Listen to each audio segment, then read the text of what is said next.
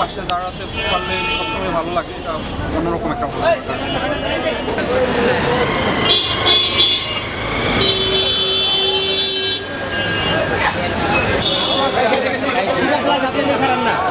লাগার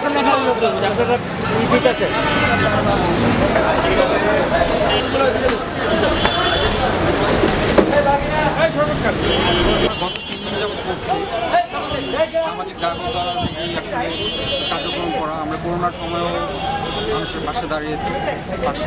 মানুষের পাশে দাঁড়ানো আসলে মানুষের থেকেই আসলে মানুষের পাশে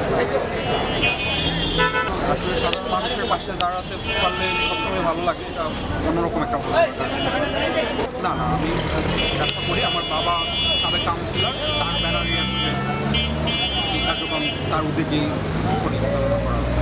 3 দিন যাবত আমরা এই কার্যক্রম চালাচ্ছি, আর যতদিন এই তীব্র গরম থাকবে ততদিন আমরা এই কার্যক্রম চালাবো।